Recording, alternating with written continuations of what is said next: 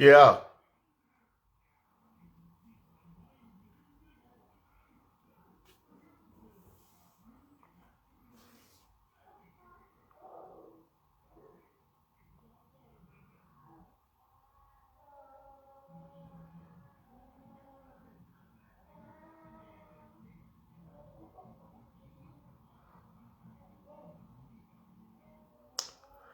What's going on? What's going on? What's going on?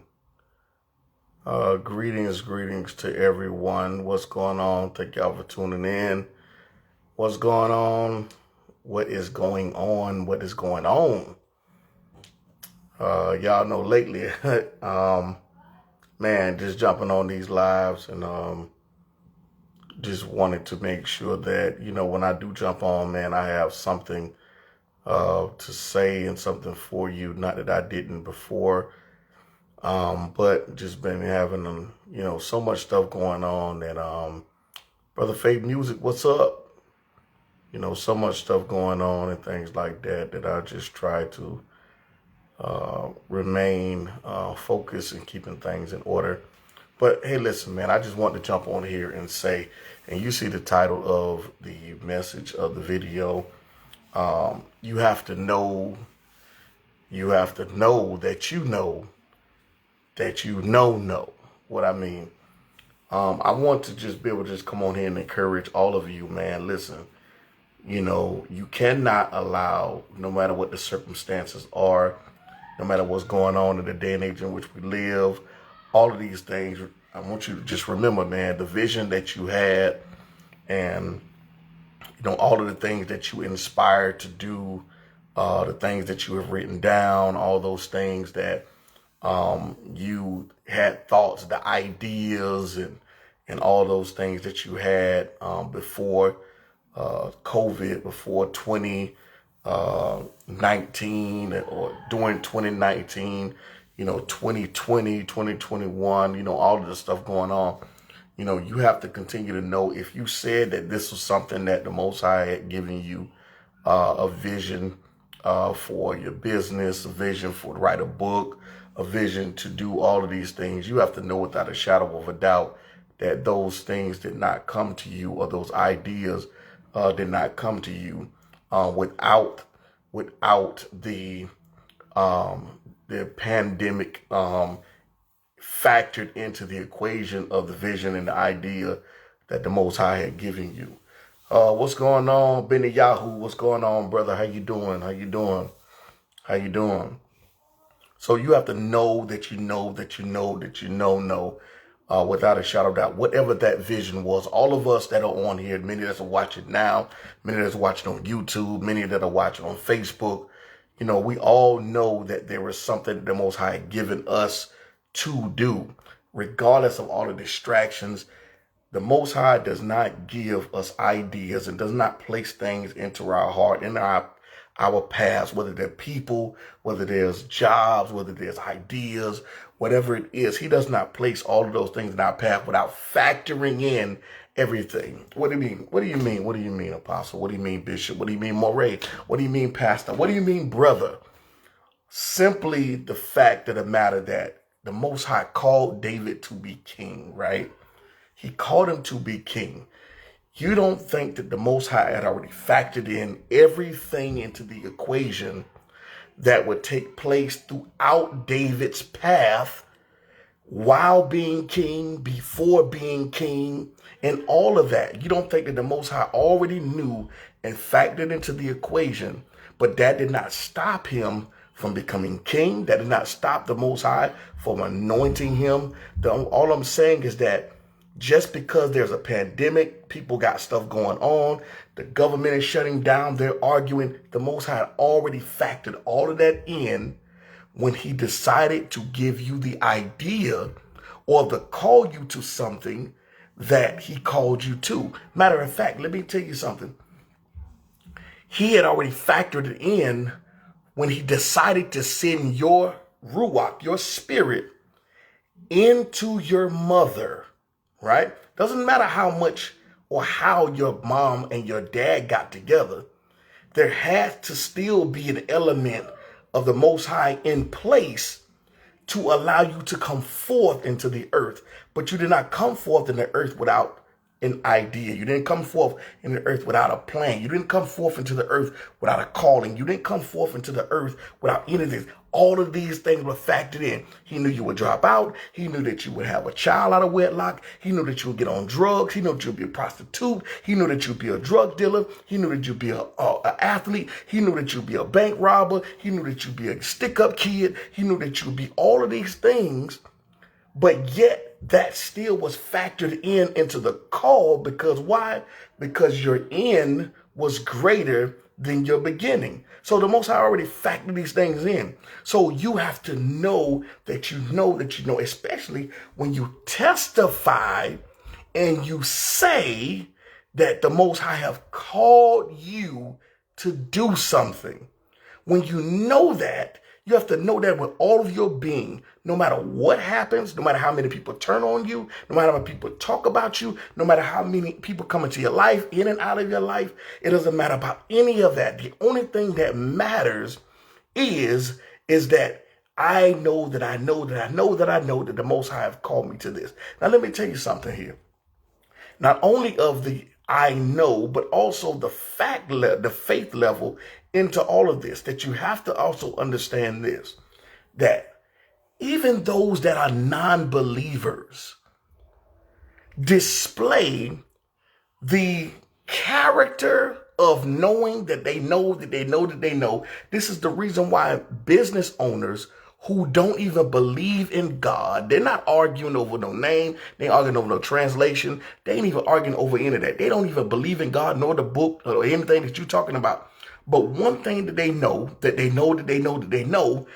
the idea and what they've been called to start a business, they know without a shadow of a doubt that that's what they're supposed to do. No matter how many bankruptcies they've gone through, no matter how many times somebody shut a door in their face, no matter how many times they failed, no matter how any of that, none of that shakes their faith in what they believe that they're called to create. So how much more of us who believe in the Most High, who believes in HaMashiach, the Christ, the Savior, the Messiah, those of us who've accepted him and declare who he is, how much more of us who do that, how can someone who don't believe have more faith in knowing that they know that they know that they know than those of us who believe?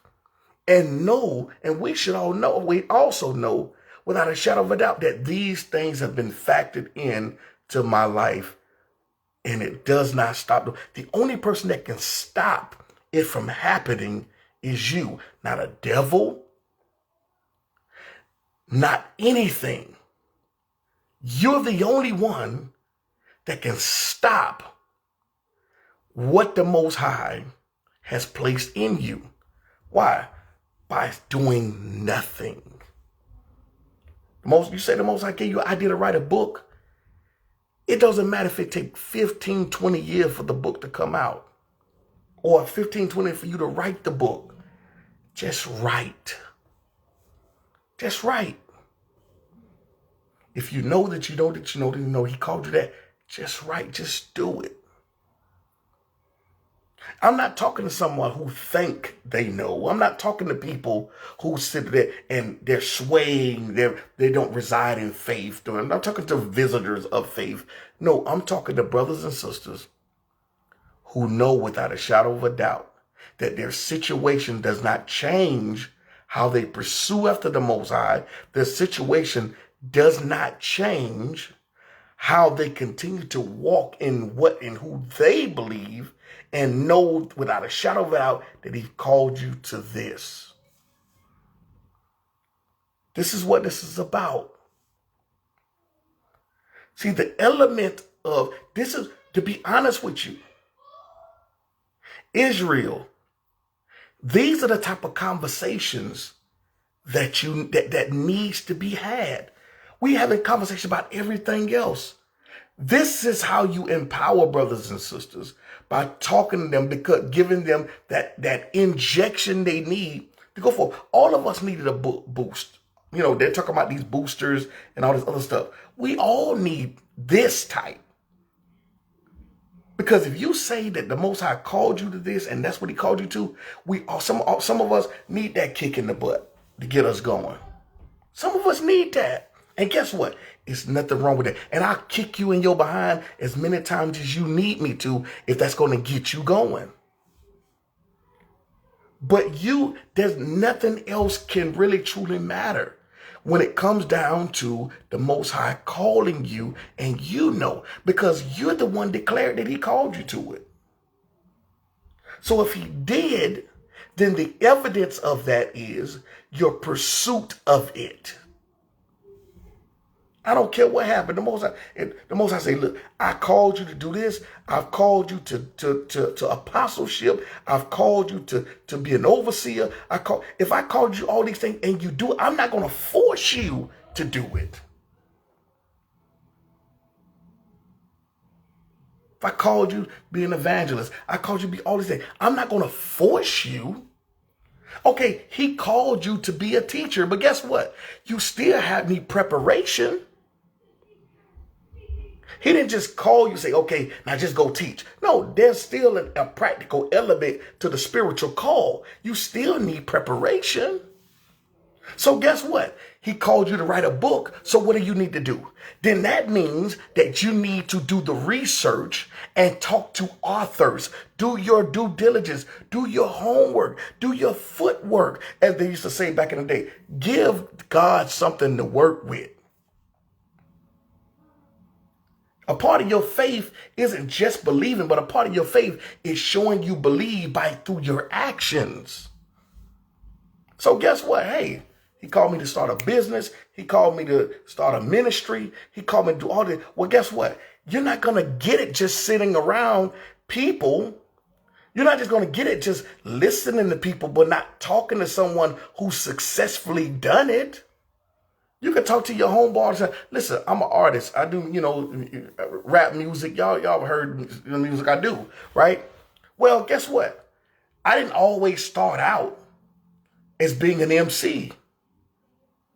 I knew I had the talent. I knew I had some of the giftings. But guess what I had to do? I had to move from Jacksonville, Florida, to Atlanta. When I got to Atlanta, I realized that the music game and my style and where I thought I was in Jacksonville, really I was at the bottom because I didn't have a reference to someone or something or people that were greater than me. Once I moved from Jacksonville to Atlanta, I realized that, man, I thought I was dope. I'm not dope. Because why? Because Atlanta had a bar that was way above Jacksonville. So guess what I had to do? It's two things I had to do. Either I would quit because I felt as though nobody not liking my music. I went into the barbershops with my old Jacksonville self. Went into the barbershops, everybody dissed it. Threw it out, get out of my barbershop. I ain't listening, man, that stuff is whack, blah, blah, blah. I could have cried, I could have pouted, I could have did all that type of stuff. Yeah, I pouted a little bit. But I knew that Atlanta had a bar that was set, that was higher than Jacksonville. As long as I was in Jacksonville, I would only be as great as the bar that is set. So what did I have to do? I'm here, but really, I thought I was here. It's no different when you go to college. In high school, you're the man. When you get in college, now you're playing with dudes that are just as good as you or better from around the world. You're no longer the best player in your city no more. Now this determines the difference. Every level that you go up, it's a greater level. So guess what? I could have cried, I could have pouted, but what did I do? I didn't cry, I didn't pout. You know what I did? I dug in deeper. I started going around the dudes that was the MCs. I started going 12, 1 o'clock, 2 o'clock in the morning, hanging out at the open mic spots and checking out where all the dope dudes were at. I went and started listening to those guys, studying them, doing all these things. I started ordering, listening to all of the CDs and the DVDs on MC and all that stuff. I'd lock myself in the room, watch hours of footage. Hours of watching dudes in the studio, how guys were. This was a part of my maturation process. I can be called to that industry, but guess what? If I don't put in the due diligence or get around people that's on a greater level than me, then how in the world am I going to make it to that level? When my reference I don't have a reference of where I need to be. I'm not at the bar. In my mind, I can think I am, but until I get on the court and play against some of the greatest players around the world, then I don't have a measuring bar. I was watching a documentary on Kevin Garnett. And Kevin Garnett was high school, came out of high school into the draft. Kevin Garnett was balling in high school, this and all that. One day, he decides him and his buddy, to go to a gym that was in Chicago. Instead of going to the regular gym that they normally go to, they went to a pro gym where all the pro players were at. And guess what? When they walked into that gym, Isaiah Thomas is sitting on the bench, just watching the game. Mind you, Isaiah Thomas he's the general manager of the Toronto Raptors at this time. But guess what? How did Kevin Garnett get on the court to play, or in the gym? He's standing outside the gym watching through a glass window, and security, gets his attention. Say, "Hey, come here, you come here." Guess what? He comes into the gym, and guess who's on the court? Michael Jeffrey Jordan. The security guard said, hey, MJ told me to tell you to come in. Now, he's in high school. Told me to come in. He walks into the gym. MJ say, look, we ready to play. Kevin Garnett is on MJ's team as a high school senior, trying to make the decision what college he's going to go to. Had all the colleges from around the world. He plays on the court with Scottie Pippen, Michael Jordan, all these other NBA players that are current. We're talking now KG's a rookie. Michael Jordan is in his prime. Kevin Garnett balls out on the court with Michael Jordan. He goes to the sideline, talk to Isaiah Thomas. Isaiah Thomas say, "Hey, what I heard about, what's going on, your test scores and this, that, and the third." He said, "Yeah, man, I'm trying to get my test scores and this, that, and the." He said, "Do you know that you can play in the league right now?" Now, how did Kevin Garnett, now it had been 20 years since someone left high school and went straight to the pros. Before Kevin Garnett, it had been 20 years. He's deciding whether or not he's going to go to college. He's already proven on the high school level that nobody in the world can touch him as a power forward. But guess what? Not only that, but here's the thing about it. He's planning for college. His mind is college, to prove myself on the collegiate level. But he played against the greatest, played with and against the greatest players in the world as a senior in high school. And one of the best point guards to ever play the game, Isaiah Thomas, says, "You know what? You can play in the league right now." And when Kevin Garnett heard that, because why? He put himself in a position and in a situation where he tested his skill level against the greatest players in the world. And one of the greatest basketball point guards to ever play the game tells him he can play in the league right now. So guess what? He's already measured his greatness. It's no need for me to go to college. When I'm playing with and against the greatest players in the world, with Michael Jordan and everybody else as a senior in high school, and I'm putting in work. This is how you measure where you're at. He knew that he was called to play basketball at an early age when you watch the documentary on Kevin Garnett. He knew from the time he was a freshman in school, he was called to play. He knew that he was given this gift. But he still had to put in the work. And his measuring stick was playing against the greatest player. If you have no measuring stick, so let me tell y'all something. He could have listened to all of his friends and family members talk about how great he is. Because guess what? Generally, your friends and your family, they're going to always support you and tell you how great you are.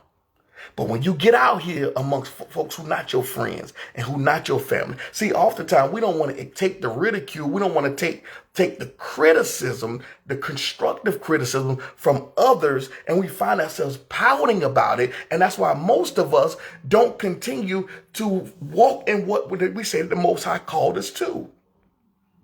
Because we can't handle criticism. or constructive criticism. It's always good to be criticized by those that are not your peers and those that don't know you, because those people generally going to tell you the truth more than the people that are around you. People going to always say, yeah, man, you doing a great job, man. That's all. Most people not going to tell you that they're not going to give you a constructive criticism that's non-biased. So KG had to do that, just like all of us. Same thing I was telling you about my story coming to Atlanta. All of the people that gave me that work and told me, oh man, that music trash, all this, that, all man, those were people that did not know me. But I knew without a shadow of a doubt that I was given this talent. I knew without a shadow of a doubt that the Most High called me to start a ministry. I knew without a shadow of a doubt that the Most High told me to go on a tour every week around the country without worrying about how it's going to be paid for and all of that other stuff. And guess what? When you know without a shadow of a doubt, all of this stuff, I tell people all the time, the BOOM was built off of touring to different states. In 2017, I started. God Most High gave me the vision in 2016 to go and travel from state to state, Christian churches, all kind of other doggone hotel conference rooms, teaching biblical Black history, teaching against the Kemetic doctrine, teaching against all these other things. It was a vision that he gave, but I knew without a shadow of a doubt, money did not stop me. Me trying to figure out how I'm going to get there or how I'm going to pay for a conference room, that didn't stop me. It didn't matter how it's going to be paid for. The Most High told me to do it, so I did it. And guess what? The provision was made. We always had a place, always rented out a hotel, always got either something like that. We always have a witness on Beat Bros, who's also an elder in B.O.O.M. He was there. Several of y'all on here, Elder Fenton Ramsey, y'all was there. Minister Casey was there. So when the Most High gives you a vision of something, you have to know that you know that you know that you know that you know, not yourself having a desire to do it. That's not it. Because you can desire to do a lot of things that the Most High ain't co-signing. But when you know that he called you to it, the evidence is there. Why? Because the evidence does not start when you do it. The evidence starts. The evidence, it multiplies and it comes to fruition as you continue to walk and go. But he's also giving you nuggets throughout your past, throughout your time of walking. Up until the moment when it's time to go, he gives you the vision, he gives you those things, but he also gives you a glimpse and show you a couple in past tense of things too, to give you nuggets to know that you're going in the right direction, those breadcrumbs to get you going in the right direction. So all I'm telling you is, brothers and sisters, that you have to know without a shadow of a doubt, if he called you to do it, stop moping, stop complaining, and do it. You say you Israel, stop looking for cosign, stop looking for somebody to validate you. Just be it. Just be it. He called you. He called you to do something. Do it. But here's the thing. He'll give you the vision, but he's not going to force you. He's not going to force you. He didn't force Abraham. He told him to go. And as he go, he'll show. And that's how the Most High did it. He told me to go do the truth tour. Meet all of these brothers. Moray, Derek, Sila. All of these brothers and sisters that's in leadership within our assembly. Some of the top leaders were those that were there before B.O.O.M was even started, or B.O.O.M came to in fruition in time. B.O.O.M was already being worked outside of time, but it had to come into fruition in time. So therefore, the Most High used the truth tour to get it started. So that's what I'm saying. There's always a starting point of something. You know that he called you to do it.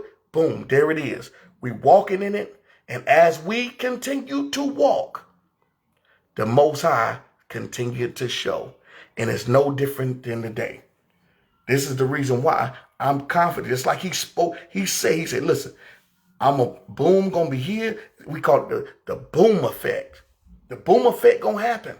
Boom. And even when it comes down to even the way we do ministry, a lot of people outside of Boom don't understand why we move the way we move. Why we move the way we move. Why? Because the Most High set the vision for us to move that way. He didn't give it to anybody else outside. Other people may be doing it, but we don't know them. We haven't talked to them in that way. But nobody is going to do it the way we do it. Why? Because we're a part of the body that is called to do it this way.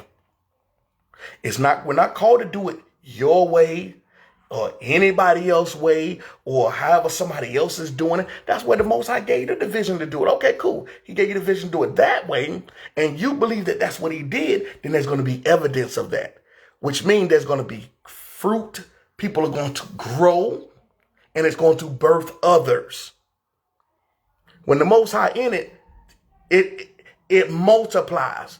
That's why as you continue to go, he's going to continue to show. He's going to continue to reveal more ideas, more ways to do that. Not only that, when you continue to go, he also show you your enemies.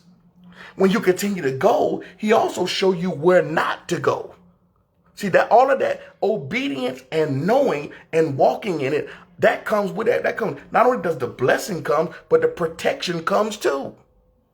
And not only that, not only the blessings and the protection, but the warnings come too. So you'll be going this way, and when the Ruach say shift, you will shift that way on a dime. It ain't no, hey, where you going? Ain't none of that. No. When the Most High shift, you shift. Why? Because as you're going, he's directing your path, and he's directing you. So I wanted to come on here and encourage each and every last one of you to know that you know that you know that you know without a shadow of a doubt. Continue to walk in what he called you to do. If you stopped, get back on the path. Restart. Start over. You know, when you put that thing on pause, take it off. But you've been on pause too long. You've been on pause too long. You've been on pause too long. And he didn't call you, and he didn't give you a vision to be somebody else or be like somebody else. That calling and what he gave you is original to you. Why? Because even your past it goes with your future. Just look at your past. Your past tells you what he called you to. Your past will show you what he's called you to and where he's sending you. I ask people all the time, especially in the truth, hey, what's your calling? I don't know. I'm trying to figure it out. Why? How are you trying to figure it out? How don't you know? He didn't just call you to be an Israelite. Like he gave you a calling. So if you say you Israel, okay, what is your calling? There's some contribution in which he gave you specifically for you. He gave that to you. So what is it? What is your talents? What is your gifts?